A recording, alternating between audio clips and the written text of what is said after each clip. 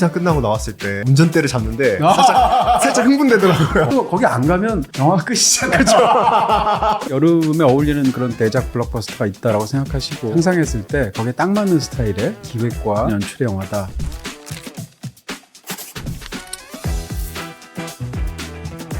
BTV 이동진의 파약해야 저는 현우준 매니저입니다. 안녕하세요, 이동진입니다. 탑건 매버릭의 조셉 코신스키 감독님이 이번엔 레이싱 영화로 돌아왔습니다. 맞아요. 많은 분들이 이제 여름에 어울리는 그런 대작 블록버스터가 있다라고 생각하시고 이렇게 상상했을 때 거기에 딱 맞는 스타일의 그런 기획과 그런 연출의 영화다. 뭐 이렇게 얘기할 수 있겠죠. F1 The Movie입니다. 시사 끝나고 나왔을 때 운전대를 잡는데 살짝 흥분되더라고요. 큰일 나. 네. 그 사람들이 네. 제일 궁금해하는 게 아무래도 이전작이 탑건 매버릭이다 보니까 이번 영화도 이제 그런 비슷한 느낌의 뭐 현장감, 생동감을 느낄 수 있는지 궁금해하는 사람들이 많더라고요. 네, 이 작품에 대해서는 이제 그런 한 줄 평을 쓰면 안 돼요. 왜냐하면 모든 사람이 그렇게 쓸 거니까. 그럼에도 불구하고 실제로는 그렇게 안 쓰겠지만 가장 간단하게 요약하라면 그냥 트랙 위에 탑건이라고 말할 수 있습니다. 탑건이 아래로 내려왔군요. 네, 내려와서 이제 바퀴로 이제 달리는 거죠. 그런 작품이라고 말할 수 있을 것 같고요. 애초에 조셉 코신스키라는 감독이 이제 이전에도 뭐 오블리비언 같은 굉장히 맵시 있는 그런 장르 영화를 만들기도 했습니다만 대중에게 가장 많이 알려진 것은 탑건 매버릭일 거고요. 탑건 매버릭 하면 우리가 어떤 즐겼던 어떤 그런 명확한 부분들이 있잖아요. 그것을 고스란히 레이싱 영화에 가져왔다고 얘기할 수 있고요. 본인 스스로가 이런 아이디어를 또 떠올려서 만들어주려면 또 이제 감독 말고 또 외부 역할을 해야 될 프로듀서가 있어야 되잖아요. 제리 브루크하이머를 찾아왔다고 해요. 근데 이 영화는 만든 사람들이 몇몇만 보면 그냥 어떤 영화일지 그대로 상상할 수 있어요. 일단 만든 사람은 조셉 코신스키 감독이니까 탑건 매버릭 떠올릴 거고요. 그렇게 해서 이 모든 것을 총괄해서 만들어낸 프로듀서가 바로 그 유명한 제리 브루크하이머인데 할리우드 블록버스터로 가장 유명한 프로듀서가 누구냐 하면 바로 제리 브루크하이머잖아요. 뭐 무슨 버락 같은 영화, 무슨 캐리비안의 해적 같은 영화, 그 옛날에 무슨 분노의 질주 같은 영화, 이런 영화까지. 그런 측면에서 이 두 사람의 결합으로 굉장히 이상한 아주 심오한 무엇이 들어가 있고 비틀려 있는 반전이 있고 엄청난 그런 예술 영화가 나올 리는 없을 것 같고요. 시원하고 호쾌한 영화가 그렇습니다. 나오죠. 영화에 딱 시즌에 딱 맞는 그런 대작이 나오겠죠. 거기다가 음악을 누가 했냐? 한스 짐머가 했어요. 한스 짐머도 너무 뛰어난 음악가이긴 하나 영화 음악이야말로 거기에 맞춰서 하는 거지 않습니까? 그런 측면에서 한스 짐머 대작 영화라고 했을 때 떠오르는 딱 그런 스타일의 음악을 했고요. 거기다 주연 배우는 브래드 피트예요. 톰 크루즈 딱 겹치네요. 뭔가. 그렇죠. 네. 나이도 비슷해요. 네. 심지어. 그런 측면에서 보면 굉장히 이제 비슷한 걸로 상상할 수가 있고요. 탐 크루즈 정도야 아니겠습니다만 탐 크루즈는 제정신이 아닌 분이시잖아요. 좋은 의미에서. 근데 브래드 피트도 실제로 탐 크루즈가 그 영화에서 전투기를 탔던 것처럼 이 영화에서 레이싱카를 탔다고 하고 물론 모든 장면을 다 질주하면서 찍지는 않았겠습니다만 상당 부분을 직접 해서 조셉 코신스키가 탑건 매버릭에서 했던 방법은 실제로 관객들이 전투기에 탄 것 같은 느낌을 주는 그래서 우리가 이제 거기에 매혹된 거잖아요. 마찬가지로 실제로 레이싱카를 타는 것 같은 그런 이입을 만들도록 그 레이싱 영화의 어떤 사실감을 극대화한 블록버스터를 만들었다는 측면에서도 역시 똑같이 탑건 매버릭하고 전략이 같다. 이렇게 말할 수가 있겠죠. 그 레이싱 영화랑 비교했을 때 어땠는지도 좀 궁금한데 예를 들어서 네. 기존에 막 훌륭한 레이싱 영화들 많잖아요. 많죠. 뭐, 이 장르의 좋은 영화가 참 네, 많아요. 뭐 포드 vs 페라리도 있고 뭐 러시, 더 네. 라이벌 이런 영화들도 있고 둘 다 훌륭하죠. 뭐 레이싱 영화들의 관점에서 봤을 때는 어땠나요? 한스 짐머의 이번에 이력을 쭉 봤더니 한스 짐머조차도 레이싱 영화의 영화 음악을 벌써 세 번째더라고요. 바로 러시 더 라이벌을 한스 짐머가 하기도 했고 또 분노의 질주라는 영화를 했었죠. 세 번째 영화이던데 우리가 이제 비교를 사실 두 영화는 굉장히 차이가 있는 것 같아요. 러시 더 라이벌 같은 영화에는 실제로 F1 세계에서 슈퍼란 라이벌에 해당하는 사람의 대결을 들었다는 측면이고 포드 대 페라리는 훨씬 더 제가 가장 좋아하는 레이싱 영화인데요. 그것도 실화 기반이잖아요. 그렇죠. 예. 실화 기반이기도 하고 그 속에서 두 인물의 관계가 굉장히 독특하기도 하고 두 차량을 통해서 비교한 부분들도 있겠죠. 이런 측면이 있고 근데 그것은 F1은 아니잖아요.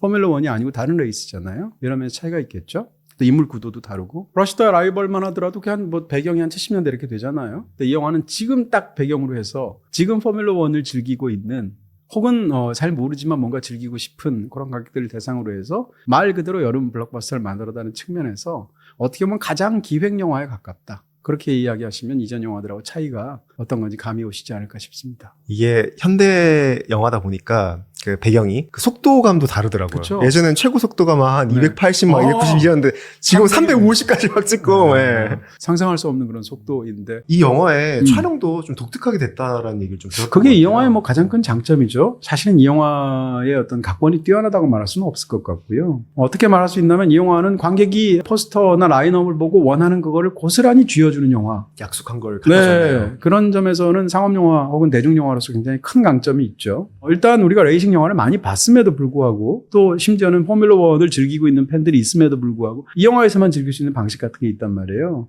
좀 찾아봤더니 자동차를 모두 이제 이걸 위해서 12대를 촬영에 동원했다고 하고 한 차당 평균 9,000km를 달렸대요. 제가 이번에 보험해서 아는데 지난 1년 동안 8,000km 다녔거든요. 제가 제 차로. 나름대로 많이 간다고 했는데 근데 이거 12대 동원해가지고 한 차당 9,000km를 달렸대요. 물론 레이싱 가니까 사실상 편집할 때 너무너무 힘들 것이라는 생각이 들어요. 왜냐하면 한 차에도 경량 카메라 여러 대를 붙이거든요. 봐야 되는 카메라 수와 이 봐야 되는 커버리- 분량 자체가 커버리지가 엄청나잖아요. 여기 지금 카메라가 3대인데도 사실 편집하려고 그러면 3가지의 초이스를 항상 고려를 해야 되는 것인데 한 차당 그렇게 붙이죠. 차량 여러 대죠. 차 바깥에도 카메라 있죠. 이렇게 되면 초이스 자체가 어마어마하게 늘어나게 되는 거예요. 예를 들어서 저는 이제 레이싱 장르 영화들을 많이 봤음에도 불구하고 아니 차 바퀴가 가까이에서 이렇게 다이나믹하게 나오는 영화가 있나 이 생각했어요.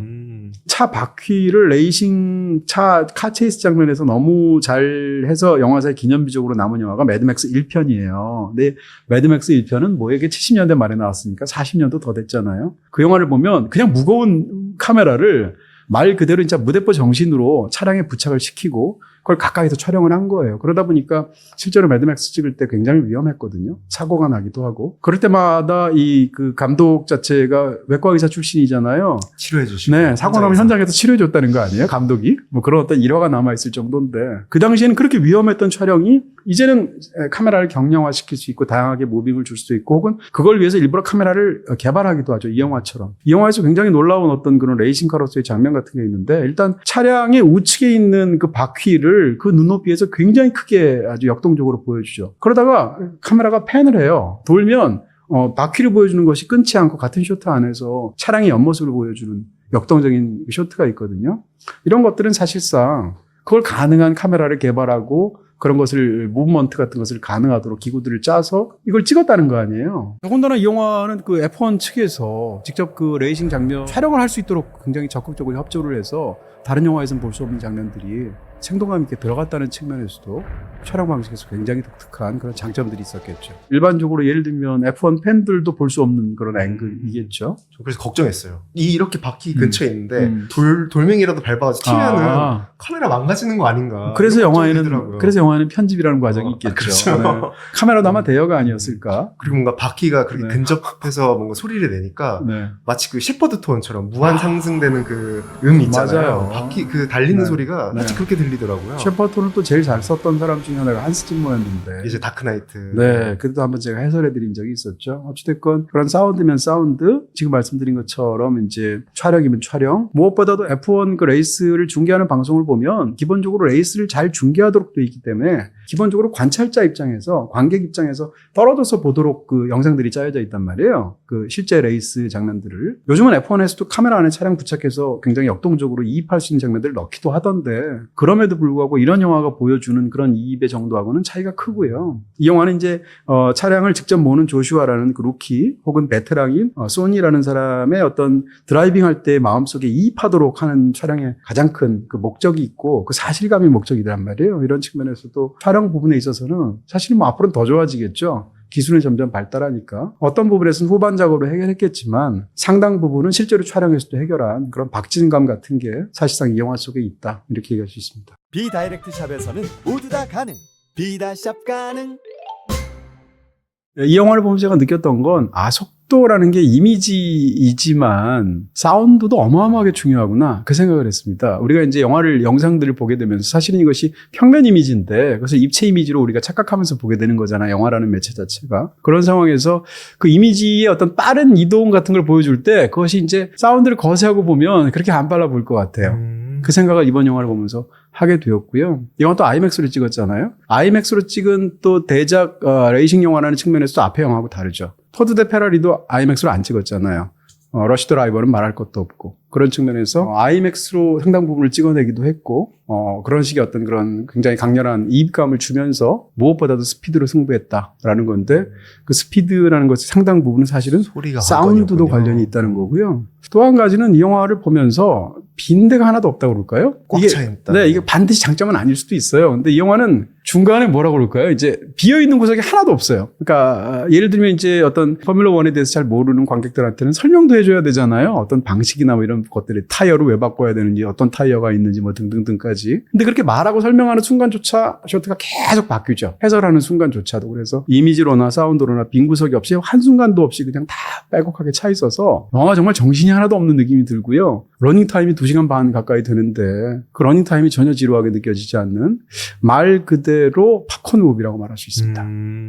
궁금한 게 이제 레이싱 영화다 보니까 아까 말씀 주신 대로 막 용어들이 막 무슨 네. 타이어 무슨 맞아요. 타이어 막 이렇게 나왔는데 이게 F1을 모르는 초심자가 보기에도 친절한 영화였나요? 네, 그러니까 이런 어떤 최대 다수의 최대 쾌락을 겨냥하는 대작 블록버스터를 만들게 되면 어떤 특정한 사람들만 아는 혹은 팬들만 아는 그런 곳으로만 소구할 수가 없죠. 저도 F1 잘 모르고요. 그냥 그 F1 경기가 어떻게 이루어지는지 영상을 이렇게 좀 약간 보면서 이제 좀 참고한 정도에 불과하거든요. 그럼에도 불구하고 즐기는데 문제 없었던 것 같고요. 말씀하신 것처럼 예를 들어서 이제 언제 소프트 타이어를 쓰고 언제 핫 타이어를 쓰는지 그것이 전략하고 어떤 관계가 있는지 조금 더 다른 개념이겠습니다. 타이어가 엄청 중요하더라고요. 이 영화를 보면. 얘기하신 것처럼 인터미디어 타이어가 나오기도 하고 또 슬릭 타이어가 나오기도 하고 그 순간에 슬릭 타이어를 써서 공격적으로 치고 나가지만 그게 이제 어떤 위험한 상황에 봉착하기도 하고 또 그 다음에 이제 이 차량을 수리하는 장면들이 굉장히 중요하잖아요. 수리하거나 이제 타이어를 갈아 끼는. 그래서 피트에 언제 들어가거나 빠지는지 같은 것이 전략에서 얼마나 중요한지를 이 영화가 굉장히 잘 설명하고 있어요. 그런 측면에서 포뮬러 1이라는 게임에 대한 이해를 늘린다는 측면에서도 흥미롭고 이 경기에 대해서 또 한 가지는 그런 걸 잘 몰라도 즐길 수 있도록 사실은 영화가 짜고 있다. 그런 전략을 잘 설명한다. 이렇게 얘기할 수 있겠죠. 브래드 피트부터 얘기를 해볼까요? 네. 탐 크루즈라는 너무 엄청난 이해가 있어서 그런데 브래드 피트도 사실은 이분도 나이가 적은 나이가 아니시잖아요. 우리 식으로 얘기하면 잔치하신 다음이잖아요.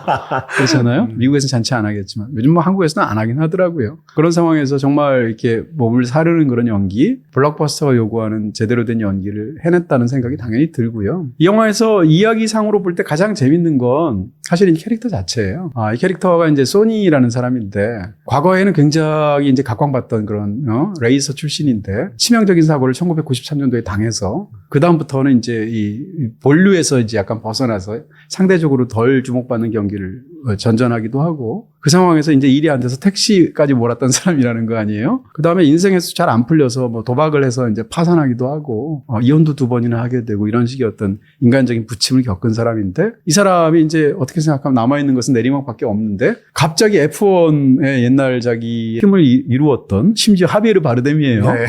루벤이라는 사람이 와서 친구요 다시 한번 하지 않겠나 이렇게 기회를 줘서 마지막 불꽃을 태우는 이런 얘기를 한 말이에요. 근데 이런 얘기는 이제 스포츠 영화의 어떤 컨벤션처럼 만들어지는 거는 흔하디흔한 캐릭터처럼 보이는데 저는 이 캐릭터가 제 생각엔 서부극에서 온 것 같아요. 예를 들면 달러 3부작에서의 클린트 이스트우드 같은 캐릭터예요. 시작하자마자 이제 F1은 아닌 경기에서 팀을 이끌면서 7등으로 달리기 시작해서 1등 하지 않습니까? 그렇게 성공했는데 상대 측에서 이제 성공을 했으니까 1년 더 계약하자라고 하는데 애초에 그 계약 내용에 따라서 표표히 떠나는 것으로 초반에 시작 장면이 끝난단 말이에요. 전형적인 떠돌아다니는 건맨 캐릭터고요. 그런데 평생 떠돌 거냐고 막 그렇죠. 얘기하잖아요. 근데 거기 이제 딱 이제 미련 없이 떠나지 않습니까? 그러다가 이제 마을에서 어떤 일이 생기면 거기 가서 악당을 물리쳐주는 뭐 이런 식의 서부 영화의 어떤 가장 대표적인 구조들이 있을 텐데 거기서 가져온 느낌이 있고요. 그런 것을 이 영화가 스스로 보여주기도 해요. 예를 들면 중간에 이제 여자 주인공인 케이트가 그런 말 하거든요. 당신 스스로가 멋지다고 생각하지 거울 보면서 네가 거울 보다 보면 야성에 가득 차고 거친 건맨 카우보이 같지? 이렇게 얘기를 하는 대사가 있어요. 그러니까 애초에 그런 식으로 만든 캐릭터거든요. 그런 측면에서 많은 부분들이 심지어는 이제 팀에서 루키에 해당하는 조슈아라는 사람 2명의 주인공이죠. 둘의 관계나 이런 부분 혹은 어떤 집단의 외부에서 들어왔다가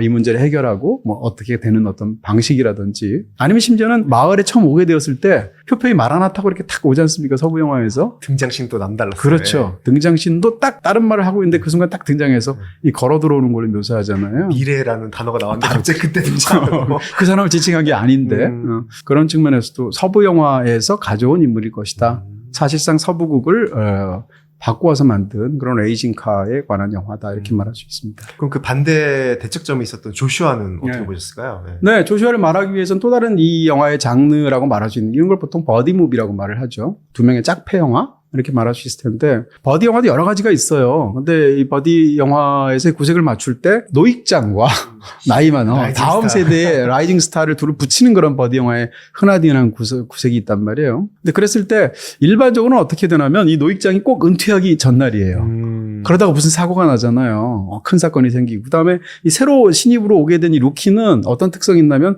총도 잘 쏘고 굉장히 의욕도 충천하나 건방지죠. 네, 건방지게 이를 데 없고 또 이 노인에 대한 어떤 한 세대 위의 사람에 대한 공경 같은 게 없죠. 그래서 뭔가 좀 배워야 되는 사람이에요. 겸손도 배워야 되고 세상을 배워야 되고. 이러다가 이제 둘이 함께 해결하다가 서로 파트너십을 발휘하는 이런 흔하디흔한 루키 영화의 컨벤션이 있는데 그걸 가져왔어요. 가져왔는데 약간 비틀어서 좀 신선하게 집어넣은 구석도 없지 않습니다. 어떤 부분이었어요? 대표적으로 이런 부분에서 루키와 노익장이 함께 팀업을 하게 되는 영화에서는 새로 오는 뉴커머가 누구냐면 루키예요. 예를 들면 어떤 경찰서나 이런 곳에 오랜 세월 평생을 복무한 그런 베테랑 경찰관이 있단 말이에요. 근데 거기에 새로 막 경찰대학교를 졸업해가지고 들어온 파릇파릇한 신입이 있단 말이에요. 근데 얘가 사고 멍치고 뭐 이러면서 벌어지는 얘기를 보통 쓰거든요. 여기는 반대고요. 팀의 에이스가 원래 이 파릇파릇한 이 루키라고 말할 수 있고요. 반면에 여기에 이제 백전노장으로 이 뭐 떠돌다가 사실상 F1을 30년 이상 떠나 있던 사람이 여기에 권토중내에서 벌어지는 일이란 말이에요. 이런 면에서 구조 자체가 굉장히 다르다. 그러네요. 네. 오자마자 어떻게 몰아야 되는지 작동법부터 배우잖아요. 그렇죠. 그것도 사실은 이 인물이 가장 매력적으로 보인다는 것이 처음에 와서 이제 그 예열을 하기 위해서 이렇게 한 바퀴 이렇게 쭉 돌지 않습니까? 이거 포메이션 랩이라고 하잖아요. 포메이션 랩을 돌 때 작동법을 몰라서 어떻게 출발시킬지를 몰라가지고 모두를 전환 못 시켜서 혼자만 출발 못하는 장면이 있어요. 그래서 굉장히 이제 비웃음을 사게 되는데 알고 보니까 전략이었잖아요. 바퀴를 네. 더 예열시킬 수 있는. 네. 그렇습니다. 늦게 출발하면 남들 다 가고 나면 뒤늦게 출발하면 훨씬 더 달릴 수 있는 여지가 많으니까 예열을 할 때 그냥 한 번 도는 게 아니라 제대로 예열을 시킬 수 있어서 오히려 본 게임에 유리하게 되는 남들은 기다려야 되는. 네, 그런 식의 어떤 생각을 갖고 있는데 이 인물이 계속 그렇거든요. 예를 들면 중간에 뭐 카드를 칠 때도 보면 사실은 진 줄 알았는데 이겼다든지 혹은 처음에 상대방하고 막 감정이 안 맞아서 싸우는 것처럼 보였는데 사실은 일부러 자극을 했다든지 이런 식의 굉장히 독특한 겉과 속이 달라 보이는 알고 보니 따뜻한 남자였어 뭐 이런 거 있잖아요. 알고 보니 다 좋은 거네요. 그렇죠. 알고 보니 다 전략이었고 그렇죠. 알고 보니 예. 돈만 하는 것 같았는데 사실은 제대로 휴머니티 그 자체인 사람 뭐 이런 거 있잖아요. 예를 들어서 클린트 이스트우드가 그런 연기를 과거에 잘하기도 했었는데 이런 식으로 이 남자가 갖고 있는 어떤 개성을 최대한 살린 게 스토리에서 가장 큰 강점을 이루는 작품이다라고 말할 수 있고요.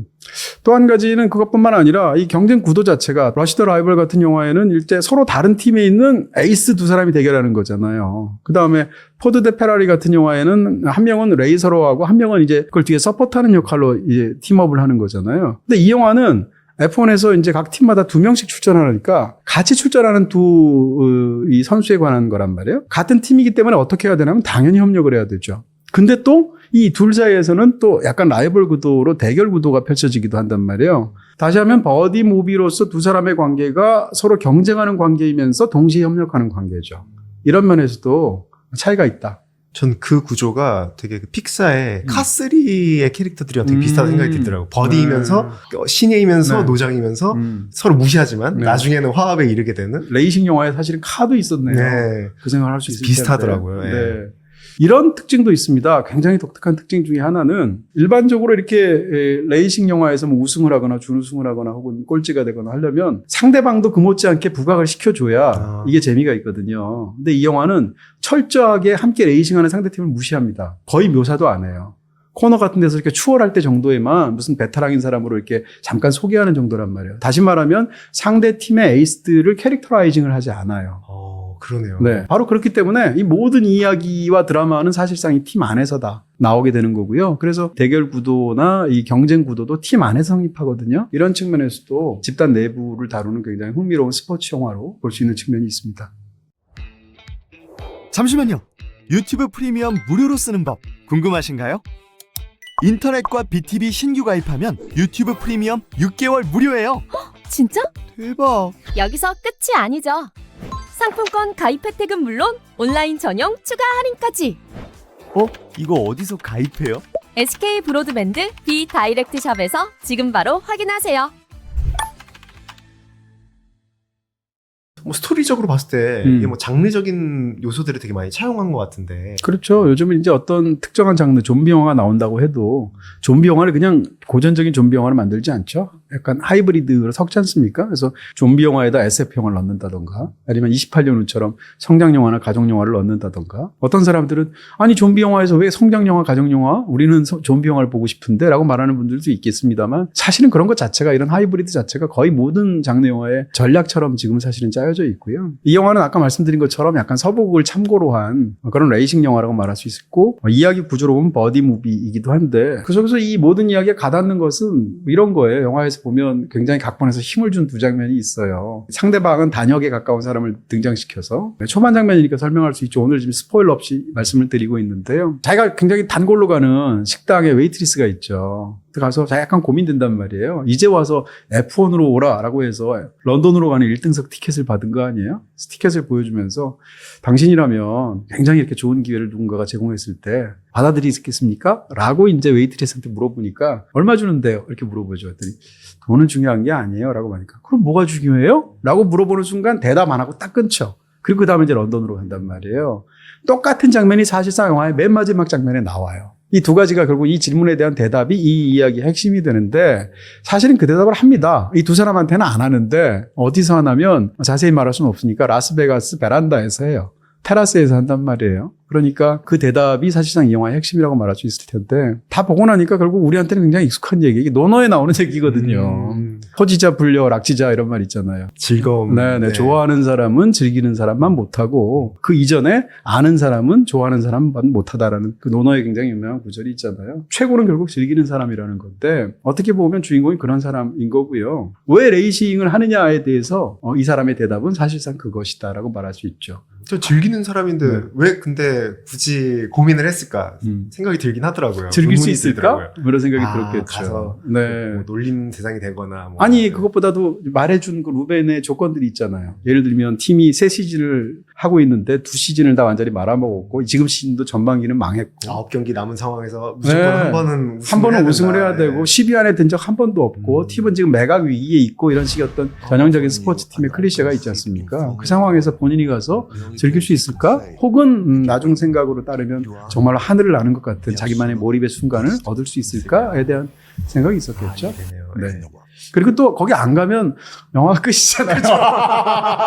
우리 브래드 피트 보고 싶잖아요. 다른 F1에서. 시골에서 뭐 경기도 글쎄. 하겠죠. 브래드 피트가 택시 드라이버 하고 이런 영화. 네. 그것도 재밌을 것 같은데요. 그것도 컬레터럴 같은 영화죠. 탐 크루즈가 이제 또 거기서 이제 택시를 모는 건 아니고 택시 승객으로 나오는 거지만 다른 영화가 될 거고요. 어쨌건 이 영화에 딱 맞으려면 또 가서 또 이렇게 한번 뒤엎어 줘야죠. 2시간 반이나 되는 러닝타임에 대해서는 어떻게 보셨나요? 그러니까 이 9번이나 경기를 치르는데 네.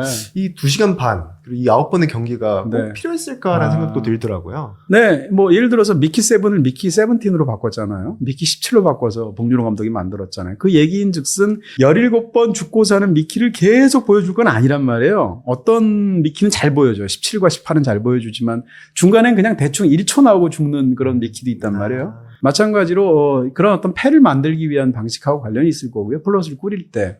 중간에 보면 초반에 예를 들면 영국에서 하는 그 레이스나 라스베가스 후반에 나오는 거나 마지막에 나오게 된 아부다비 그랑프리 같은 건 집중적으로 길게 묘사하는데 중간에 얼마 나오지도 않는 도쿄 레이스도 있단 말이에요. 1분도 안 나오잖아요. 몬타주 씬처럼 그렇죠. 지나가잖아요. 그렇게 해서 쭉 지나가는데 어떻게 보면 예를 들면 007 시리즈 같은 거예요. 007 영화도 보면 굳이 갈 필요 없는데 베니스 가주잖아요.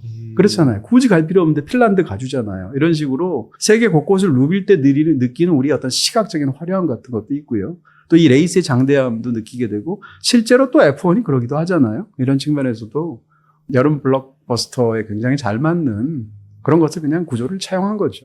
이 영화가 참 약속한 것을 가져다 주긴 했는데 뭐 단점들도 있을 것 같아요. 장점과 단점이 명확한 영화라고 말할 수 있을 것 같고요. 이 영화가 보기에 그렇게 보이는데 실제로 봤더니 바로 그런 거다라는 건 이 영화의 큰 장점일 수도 있지만 단점일 수도 있단 말이에요. 내가 보기를 원하는 것을 정확하게 그것만 보여주는 영화라면 글쎄 저는 이런 생각이 들죠. 기대를 좀 깨야지 도파민도 발동되고. 예, 기대를 네. 깬다기보다는, 그러니까 예를 들면 이런 거죠. 어떤 사람들은 28년 후 같은 영화를 보러 가서 나는 좀비 영화를 보러 갔는데 왜 이상한 게 나오는 거야? 라고 얘기할 수 있지만 저 같은 사람은 좀비 영화를 보러 가는 게 아니고 영화를 보러 가거든요.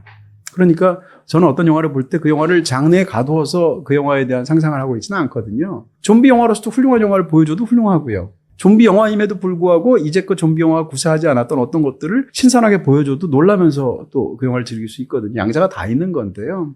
이 영화를 보고 상상할 수 있는 그 이상은 하나도 없다라고 말할 수 있어요. 장르의 관습에 기대고 있는 영화라고 말할 수 있고요. 이 영화에서 등장하는 로맨스, 아니면 그 로맨스가 마지막에 해결되는 방식, 그 순간에 폭죽이 터지고 키스로 끝난다든지, 혹은 그랬을 때 두 사람 간의 러브 관계라든지, 루키 영화로서 두 사람의 관계, 언제 싸우고 언제 화해하고 언제 팀워크가 이루어지는지에 대한 방식이라든지, 이런 부분들에 있어서 사실상 영화의 각본이 훌륭하다고 말할 수는 없고요. 그럼에도 불구하고 즐겼으면 되는 거 아니냐라는 관객이 있다면 그 관객한테는 그 영화가 온전하겠죠.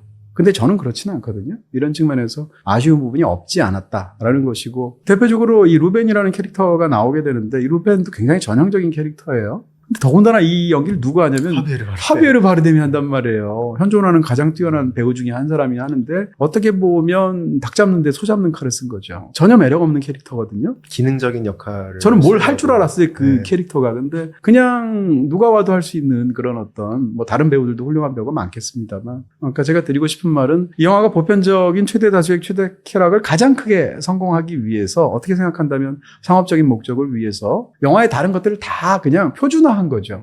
그런 부분에서 영화가 지나치게 공산품에 가까운 느낌이 있고요. 이것은 어떻게 보면 어떤 사람한테는 장점일 수도 있겠죠. 공산품이라는 것 자체가 단점은 아니지만, 이 영화가 사실상 그런 오락을 만들어내기 위해서 포기해야 했던 수많은 불능과 무능이 있었다는 걸 생각한다면 완벽한 성취다라고만 볼 수는 없는 측면이 있죠. 전략적으로 뭔가 포기해야 네. 됐던 부분들도 있었을 테고. 그럼에도 불구하고 여름철에 이런 영화를 기대하러 보러 가서 호쾌하게 대형화면에서 즐긴다는 건 정말 포기할 수 없는 그런 쾌락인 것이고요. 그것도 대부분의 영화들은 못하잖아요. 이런 측면에서도 사실 이 영화의 명확한 위치는 분명히 있고, 아마 많은 분들이 좋아하시지 않을까? 이런 상상을 하게 됩니다.